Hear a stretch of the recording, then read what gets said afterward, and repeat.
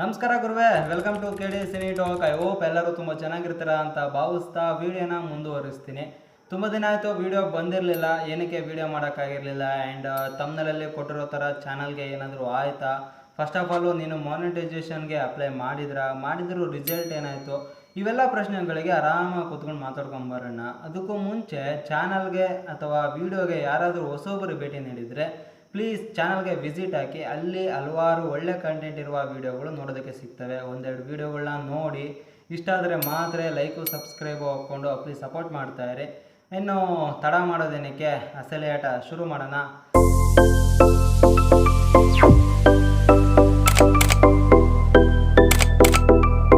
So ನನಗೆ ಗೊತ್ತಿರೋ ಮಟ್ಟಿಗೆ 2025 ಮಾರ್ಚ್ 3 ಅಂದ್ಕೊಳ್ತೀನಿ. ಸರಿ ಸುಮಾರು 12 ಗಂಟೆ, ಮಧ್ಯಾಹ್ನ 12 ಗಂಟೆ ಆಗಿರುತ್ತೆ. ಯೂಟ್ಯೂಬ್ ಕಡೆಯಿಂದ ಒಂದು ಮೇಲ್ ಬರುತ್ತೆ, ನೀವು ನಿಮ್ಮ ಚಾನಲ್ನ ಮಾನಿಟೈಸೇಷನ್ಗೆ ಅಪ್ಲೈ ಮಾಡೋದಕ್ಕೆ ಎಲಿಜಿಬಲ್ ಇದ್ದೀರಾ ಅಂತ ಮೇಲ್ ಬರುತ್ತೆ. ನಾನು ಅದು ನೋಡಿ ಫುಲ್ ಖುಷಿ.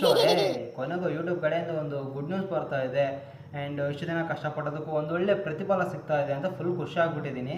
ನಾನೇನು ಇಮ್ಮಿಡಿಯೇಟ್ಲಿ ನನಗೆ ಮಾನಿಟೈಸೇಷನ್ಗೆ ಅಪ್ಲೈ ಮಾಡಿರಲಿಲ್ಲ. ಒಂದು 15 ಡೇಸ್ ಟೈಮ್ ತೊಗೊಳ್ತೀನಿ. 15 ಡೇಸ್ ಟೈಮ್ ತೊಗೊಂಡು ಒಂದಿಷ್ಟು ಹಲವಾರು ವೀಡಿಯೋಗಳನ್ನ ನೋಡ್ತೀನಿ, ಯಾವ ರೀತಿ ಮಾನಿಟೈಸೇಷನ್ಗೆ ಅಪ್ಲೈ ಮಾಡಬೇಕು. ಆ್ಯಂಡ್ ಮಾನಿಟೈಸೇಷನ್ಗೆ ಅಪ್ಲೈ ಮಾಡೋದಕ್ಕೂ ಮುಂಚೆ ಚಾನಲಲ್ಲಿ ಏನೆಲ್ಲ ಚೆಕ್ ಮಾಡ್ಕೋಬೇಕು, ಯಾವುದೆಲ್ಲ ಆನ್ ಇಟ್ಕೋಬೇಕು, ಯಾವುದೆಲ್ಲ ಆಫ್ ಮಾಡಬೇಕು, ಆ್ಯಂಡ್ ಏನಾರ ಪ್ರಾಬ್ಲಮ್ ಇದೆಯಾ, ಯಾವೆಲ್ಲ ಏನಾದರೂ ಪ್ರಾಬ್ಲಮ್ ಬರ್ಬೋದಾ ಮಾನಿಟೈಸೇಷನ್ ಅಪ್ಲೈ ಮಾಡಿದ್ಮೇಲೆ ಅಂಥವನ್ನೆಲ್ಲ ಚೆಕ್ ಮಾಡಿಕೊಂಡು ಎಲ್ಲವನ್ನು ಚೆಕ್ ಮಾಡಿಕೊಂಡು ಒಂದು 15 ದಿವಸ ಆದಮೇಲೆ ಸಾಯಂಕಾಲ ಟೈಮಲ್ಲಿ ನಾನು ಮಾನಿಟೈಸೇಷನ್ಗೆ ಅಪ್ಲೈ ಮಾಡೋಂತ ಕೂರ್ತೀನಿ. ಅಪ್ಲೈ ಕೂಡ ಮಾಡ್ತೀನಿ. ಮೊದಲ 2 ಸ್ಟೆಪ್ಸ್ ಏನಿರ್ತವೆ ಅವು ಜಲ್ದಿನೇ ಸಕ್ಸಸ್ಫುಲ್ ಆಗ್ತವೆ. 3rd ಸ್ಟೆಪ್ ಏನಂದರೆ ಎನ್ಕ್ವೈರಿಗೆ ಹೋಗುವಂಥ ಸ್ಟೆಪ್. 3rd ಸ್ಟೆಪ್ಪು ಚಾನಲ್ ಎನ್ಕ್ವೈರಿಗೆ ಹೋಗುತ್ತೆ. ಆ ಸ್ಟೆಪ್ಪು ಎನ್ಕ್ವೈರಿಗೆ ಹೋಗುತ್ತೆ ನಂದು ಚಾನಲ್ಲು. ಅದು 1 ಡೇ ಟೈಮ್ ತಗೊಳುತ್ತೆ. ಸೇಮ್ ಟೈಮ್ ಮಧ್ಯಾಹ್ನ 12 ಗಂಟೆಗೆ ಕಾಲೇಜಲ್ಲಿದ್ದೀನಿ, ಮತ್ತು ಯೂಟ್ಯೂಬ್ ಕಡೆಯಿಂದ ಮೇಲ್ ಬರುತ್ತೆ. ನಾನು ತೆಗೆದು ನೋಡೋಕೆ ಮುಂಚೆ ತುಂಬ ಖುಷಿಯಾಗಿದ್ದೀನಿ. ಏನಕ್ಕಂದರೆ ಮಾನಿಟೈಸೇಷನ್ ಆನ್ ಆಗಿರುತ್ತೆ ಅನ್ನೋ ಒಂದು ನಂಬಿಕೆ.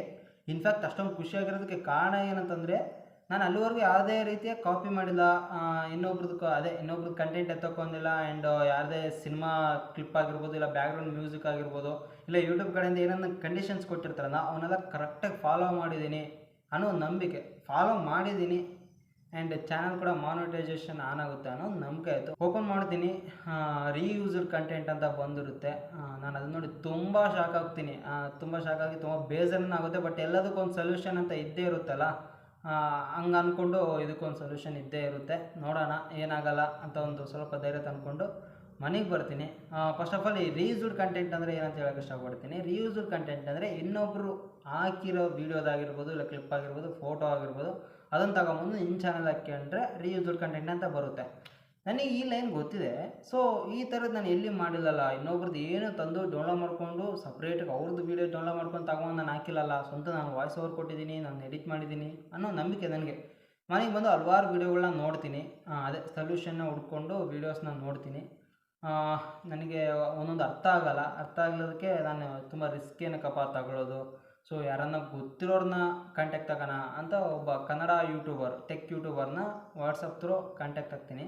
ಅವರು ಒಂದಿಷ್ಟು ಅಮೌಂಟ್ನ ಏನಂತಾರನ್ನ ಚಾರ್ಜ್ ಮಾಡಿ ಚಾನಲ್ ಲಿಂಕ್ ಹಚ್ಚಿ ಕಳಿಸ್ಕೊಡಿ ಬ್ರೋ, ನಾನು ಚೆಕ್ ಮಾಡ್ತೀನಿ ರಿಯೂಸ್ಡ್ ಕಂಟೆಂಟ್ ಯಾವ್ದು ಬಂದಿದೆ ಅಂತ ಚೆಕ್ ಮಾಡ್ತೀನಿ ಅಂತ ಹೇಳ್ತಾರೆ. ನಾನು ಇಷ್ಟೆಲ್ಲ ಇಟ್ಟಿದ್ದೀನಿ ಅಂತ, ಇಷ್ಟೆಲ್ಲ ಟೈಮ್ ಇನ್ವೆಸ್ಟ್ ಮಾಡಿದ್ದೀನಿ, ಇಷ್ಟೆಲ್ಲ ಕಷ್ಟಪಟ್ಟಿದ್ದೀನಿ, ಸೊ ಫೈನಲಲ್ಲಿದ್ದೀನಿ, ಹಿಂಜರಿಯೋಕೆ ಹೋಗ್ಬಾರ್ದು ಅಂತೇಳಿ ಅಮೌಂಟ್ನ ಪೇ ಮಾಡಿ ಆ್ಯಂಡ್ ಚಾನಲ್ನ ಕಚ್ಚಿ ಕಳಿಸ್ತೀನಿ. ಅವರು 1 ಡೇ ಟೈಮ್ ತಗೊಳ್ತಾರೆ. ಚಾನಲ್ ಲಿಂಕ್ ಕಟ್ಟಿ ಕಳಿಸಿರ್ತೀನಿ. 1 ಡೇ ಟೈಮ್ ತೊಗೊಂಡು ಒಂದಿಷ್ಟು ಹಲವಾರು ವೀಡಿಯೋಸ್ನ ಹಾಕ್ತಾರೆ. ಕಾಲೇಜಲ್ಲಿ ಅದೀನಿ ಯಾವಾಗೂ ಒಂದಿಷ್ಟು ವೀಡಿಯೋಸ್ನ ಹಾಕ್ತಾರೆ. ಸೊ ತೆಗೆದು ನೋಡ್ತೀನಿ ವೀಡಿಯೋಸ್ ಎಲ್ಲ. ಒಂದಿಷ್ಟು ವೀಡಿಯೋಸ್ನ ಕಟ್ಟಿ ಕಳಿಸಿರ್ತಾರೆ ಆ ಬ್ರದರು. ಆ ವೀಡಿಯೋಸ್ನೆಲ್ಲ ನೋಡಿಕೊಂಡು ಮತ್ತೆ ವೈಟಿ ಸ್ಟುಡಿಯೋಗಳಿಗೆ ಬಂದು ಆ ವೀಡಿಯೋಗಳಿಗೆ ಪರ್ಟಿಕ್ಯುಲರ್ ಏನು ಕಟ್ಟಿ ಕಳಿಸಿರ್ತಾರೆ ಆ ವೀಡಿಯೋಗಳಿಗೆ ಎಷ್ಟು ವಾಚ್ ಟೈಮ್ ಅವರ್ಸ್ ಬಂದಿದೆ ಅಂತ ಚೆಕ್ ಮಾಡ್ಕೊಂಡು ಒಂದು ಕ್ಯಾಲ್ಕುಲೇಟ್ ಮಾಡ್ಕೊತೀನಿ. ಸೊ ಈ ವಿಡಿಯೋಗಳೆಲ್ಲವೂ ಡಿಲೀಟ್ ಆದ್ರೂ ಇಷ್ಟು ನನಗೆ ವಾಚ್ ಟೈಮ್ ಅವರ್ಸ್ ಉಳಿತೈತೆ. ಸೊ ನಾನು ಮತ್ತೆ ಅಪ್ಲೈ ಮಾಡ್ಬೋದು. ಇನ್ನೊಂದು 15 ಡೇಸಲ್ಲಿ ನನಗೆ ಅಪ್ಲೈ ಮಾಡೋಕ್ಕೆ ಚಾನ್ಸ್ ಇರುತ್ತೆ ರೀಯೂಸ್ಡ್ ಕಂಟೆಂಟ್ ಬಂದಮೇಲೆ ಆದ್ರೂ. ಸೊ ನಾನು ಮತ್ತೆ ಅಪ್ಲೈ ಮಾಡ್ಬೋದು. ಅಪ್ಲೈ ಮಾಡಿದರೆ ರೀಯೂಸ್ಡ್ ಕಂಟೆಂಟು ಇರೋಲ್ಲ. ಸೊ ನನಗೆ ಮಾನಿಟೈಸೇಷನ್ ಆನ್ ಆಗುತ್ತೆ ಅನ್ನೋ ನನ್ನ ಖುಷಿ.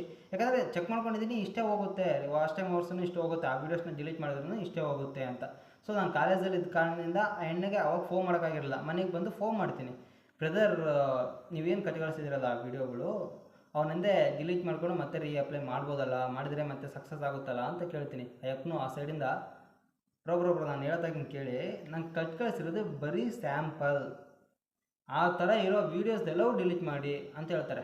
ನಾನು ಆ ಥರ ಇರೋ ವೀಡಿಯೋಸ್ ಇರೋವೇ ಟೋಟಲ್ ನನ್ನ ಚಾನಲಲ್ಲಿ ಇರೋವೆಲ್ಲ ಆ ಥರ ವೀಡಿಯೋಸೇ. ಇನ್ನು ಆ ಥರ ಇರೋ ವೀಡಿಯೋಸ್ ಎಲ್ಲ ಡಿಲೀಟ್ ಮಾಡು ಅಂತಂದರೆ ಇನ್ನು ಚಾನಲ್ ಹೋದಂಗೆ ಏನೋ ಅಂತ ನಾನು ಬ್ರೋ ಏನು ಪ್ರಾಬ್ಲಮ್ ಏನು ಅಂತ ಕೇಳಿದ್ರೆ, ಇಲ್ಲ ಬ್ರೋ ನಿಮ್ದೇನು ಸ್ಲೈಡ್ಸ್ ವೀಡಿಯೋಸ್ ಇದ್ದಾವೆ ಅಂದರೆ ಸ್ಲೈಡ್ಸ್ ವೀಡಿಯೋಸ್ ಅಂದರೆ ಹೇಳ್ತೀನಿ ಕೇಳಿ, ನೀವು ಬ್ಯಾಕ್ಗ್ರೌಂಡಲ್ಲಿ ವಾಯ್ಸ್ ಓವರ್ ಕೊಟ್ಟು ಮುಂದೆ ಫೋಟೋಸ್ನ ಹಾಕಿ ಎಡಿಟ್ ಮಾಡಿ ಹಾಕುವಂಥ ಚಾನಲ್ಗಳಿಗೆ 50-50 ಚಾನ್ಸ್ ಇರುತ್ತೆ ಮಾನಿಟೈಸೇಷನ್ಗೆ ಅಪ್ಲೈ ಮಾಡೋದಕ್ಕೆ ಆ್ಯಂಡ್ ಸಕ್ಸಸ್ ಆಗೋದಕ್ಕೆ.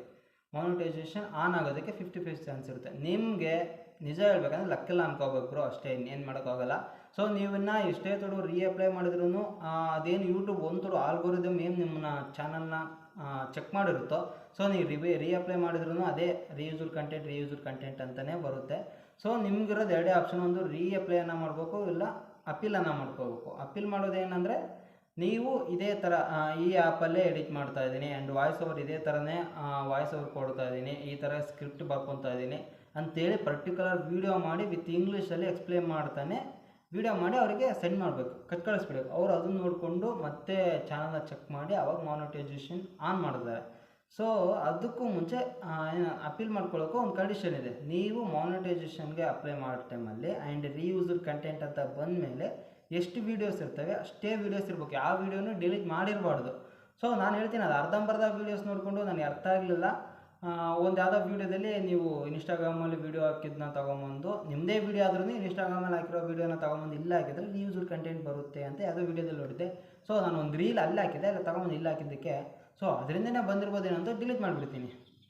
ಸೊ ಕಂಡೀಷನ್ ಅಲ್ಲೇ ಹೋಯ್ತದೆ. ಅಪೀಲ್ ಮಾಡ್ಕೊಳ್ಳೋಕೆ ಒಂದು ಆಪ್ಷನ್ ಬಿದ್ದೋಯ್ತಲ್ಲ ನನಗೆ, ಇನ್ನಿಲ್ಲ ಅದು ಅಪೀಲ್ ಮಾಡ್ಕೊಳ್ಳೋದು. ಇನ್ನು ರೀಯೂಸ್ಡ್ ಕಂಟೆಂಟ್ ಇನ್ನು ಎಲ್ಲವೂ ಡಿಲೀಟ್ ಮಾಡ್ಬೇಕಂತ ಹೇಳ್ತದೆ ನೀ ಅಣ್ಣ. ಸೊ ಒಟ್ಟಾರೆ ನನಗೆ ಏನು ಅನಿಸಿದ್ದೇನೆ ಅಂದರೆ, ಆ ಅಣ್ಣನ ಕೇಳಿದ್ರೆ ಇವಾಗ ನೆಕ್ಸ್ಟ್ ನಂದೇನು ಏನು ಮಾಡಬೇಕು ಅಂತ ಕೇಳಿದ್ರೆ, ಕೆಳಗಡೆ ವೀಡಿಯೋ ಹಾಕಿದ್ದ, ನೀವು ಇನ್ನು ಮುಂದೆ ವೀಡಿಯೋ ಮಾಡೋದಾದರೆ ಕ್ಯಾಮ್ರಾ ಮುಂದೆ ಬಂದು ಫೇಸ್ನ ತೋರಿಸಿ ಆರಾಮಾಗಿ ವೀಡಿಯೋ ಮಾಡಿ ಬ್ರೋ. ಸೊ ಒಟ್ಟಾರೆ ನೀವು ಕ್ಯಾಮ್ರಾ ಮುಂದೆ ಬಂದು ಮಾಡಿರಂದರೆ ಯಾವುದೇ ರೀತಿ ಪ್ರಾಬ್ಲಮ್ ಬರಲ್ಲ ಬ್ರೋ ಅಂತ ಹೇಳ್ತಾನೆ. ಸೊ ನಾನು ಚಾನಲ್ ಹಿಂಗೆ ಆಗ್ಬಿಡ್ತಲ್ಲ. ಫಸ್ಟ್ ಆಫ್ ಆಲ್ ನನ್ನ ಚಾನಲ್ಗೆ ರೀಯೂಸ್ಡ್ ಕಂಟೆಂಟ್ ಏನಕ್ಕೆ ಬಂತ ಅಂತ ಹೇಳ್ಬಿಡ್ತೀನಿ ಕೇಳಿ. ಎಲ್ರಿಗೂ ಗೊತ್ತಾಯಿದೆ, ನನ್ನ ಚಾನಲಲ್ಲಿ ಸಿನಿಮಾಗಳಿಗೆ ಸಂಬಂಧಪಟ್ಟಂಥ ಅಪ್ಡೇಟ್ಗಳಾಗಿರ್ಬೋದು, ಇಲ್ಲ ರಿವ್ಯೂಸ್ಗಳಾಗಲೂ ಬರ್ತಾ ಇದ್ವು. ಸೊ ಸಿನಿಮಾ ಕಂಟೆಂಟ್ ಆದ್ದರಿಂದ ನಾನು ಹಲವಾರು ಫೋಟೋಗಳನ್ನ ಮುಂದೆ ಹಾಕ್ತಿದ್ದೆ. ಇವಾಗ ಫಾರ್ ಎಕ್ಸಾಂಪಲ್ ಇದು ಸುದೀಪ್ ಫೋಟೋ ಅಂದ್ಕೊಳ್ಳಿ, ಈ ಫೋಟೋನ ನಾನು ಗೂಗಲಿಂದ ತೊಗೊಂಡಿರ್ತೀನಿ. ಇದೇ ಫೋಟೋನ ನನಗಿನ್ನ ಮುಂಚಿತವಾಗಿ ಇನ್ನೊಂದು ಚಾನಲ್ ಗೂಗಲಿಂದ ತೊಗೊಂಡು ವಿಡಿಯೋ ಮಾಡಿರ್ತದೆ. ಸೊ ಆಲ್ಗೋರಿದಮ್ಗೆ ಈ ಫೋಟೋನ ಆ ವಿಡಿಯೋದಲ್ಲಿ ನೋಡಿದ್ರಿಂದ ನನ್ನ ಚಾನಲ್ಗೆ ರೀಯೂಸ್ಡ್ ಕಂಟೆಂಟ್ ಅಂತ ಆಗ್ತದೆ. ವೆರಿ ಸಿಂಪಲ್, ಇಷ್ಟೇ ಆಗಿರೋದು ನನ್ನ ಚಾನಲ್ಗೂ. ಸೊ ಅಪೀಲ್ ಮಾಡ್ಕೊಂಡಿದ್ರೆ ಒಂದು ವೇಳೆ ಸಕ್ಸಸ್ ಆಗಿರ್ಬೋದೇನೋ, ಬಟ್ ಅಪೀಲ್ ಮಾಡ್ಕೊಳ್ಳೋಕ್ಕೆ ಒಂದು ಚಾನ್ಸ್ ಇಲ್ದಂಗೆ ನನ್ನ ಕೈಯಾರೆ ನಾನೇ ತಪ್ಪು ಮಾಡ್ಕೊಂಡಿದ್ದೀನಿ. ಸೊ ಇದನ್ನೆಲ್ಲ ಬಿಟ್ಟಾಗಿ ಇಂದೆಲ್ಲ ನಾಳೆ ನಾನು ಕ್ಯಾಮ್ರಾ ಮುಂದೆ ಬರ್ಬೇಕು ಅಂದ್ಕೊಂಡಿದ್ದೀನಿ, ಬಂದು ಮಾತಾಡಬೇಕು. ಸೊ ಇವತ್ತು ಯಾರಿಗೆ ಬರಬಾರ್ದು ಅಂತ ಡಿಸೈಡ್ ಆಗಿ ಇಷ್ಟು ದಿನ ಟೈಮ್ ತೊಗೊಂಡು ಬರಲಾಬೇಡ, ಏನಂತಾರೆ ವೀಡಿಯೋ ಮಾಡಲಾಬೇಡ ಬಿಟ್ಬಿಡ್ಲಾ ಅಂತ ಯೋಚನೆ ಮಾಡಿ, ಇಲ್ಲ ಗುರುವೆ ಇಲ್ಲಿ ತನಕ ತೊಗೊಂಬಂದಿದ್ದೀನಿ.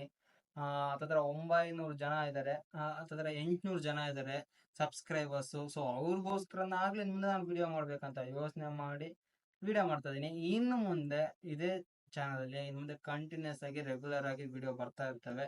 ಆ್ಯಂಡ್ ವಿಡಿಯೋನ ಇಲ್ಲಿ ತನಕ ನೋಡಿದ್ರ ಇಷ್ಟ ಆದರೆ ಮಾತ್ರ ಲೈಕ್ ಸಬ್ಸ್ಕ್ರೈಬ್ ಇಟ್ಕೊಂಡು ನಿಮ್ಮ ಸಪೋರ್ಟ್ ಇರಬೇಕು. ಇನ್ನು ನನಗೇನದು 4000 ವಾಚ್ ಟೈಮ್ ಅವರ್ಸು, ಈ 1K ಸಬ್ಸ್ಕ್ರೈಬರ್ಸ್ ಇದೆಲ್ಲ ದೊಡ್ಡ ಮ್ಯಾಟ್ರ್ ಆಗಿರ್ಬಾರ್ದು. ಇನ್ನು ಮುಂದೆ ರೆಗ್ಯುಲರ್ ವೀಡಿಯೋಗಳು ಬರ್ತಾ ಇರ್ತವೆ, ಒಳ್ಳೆ ಕಂಟೆಂಟ್ ವೀಡಿಯೋಗಳನ್ನ ತೊಗೊಂಬರ್ತೀನಿ, ಎಂಟರ್ಟೈನ್ಮೆಂಟ್ ಮಾಡೋದಕ್ಕೆ ಕಷ್ಟಪಡ್ತೀನಿ. ಅದೇ ಇಷ್ಟೇ, ಇನ್ನು ಹೇಳಕ್ಕೆ ಏನೂ ಇಲ್ಲ ದೊಡ್ಡದಾಗಿ. ಇಷ್ಟ ಆಯಿತು ನನ್ನ ಚಾನಲ್ಗೆ ಇಷ್ಟು ದಿನ ವೀಡಿಯೋ ಬರಲಿದ್ದಕ್ಕೆ ಕಾರಣ ಇದು. ಇನ್ನು ಮುಂದೆ ವೀಡಿಯೋಸ್ ಅಂತ ಬರ್ತಾ ಇರ್ತವೆ, ಸಬ್ಸ್ಕ್ರೈಬ್ ಹಾಕೊಂಡು ಸಪೋರ್ಟ್ ಮಾಡ್ತಾ ಇರಿ ಗುರುವೆ. ಇಷ್ಟ ಹೇಳ್ತಾ ಈ ವಿಡಿಯೋನ ಮುಗಿಸ್ತಾ ಇದ್ದೀನಿ.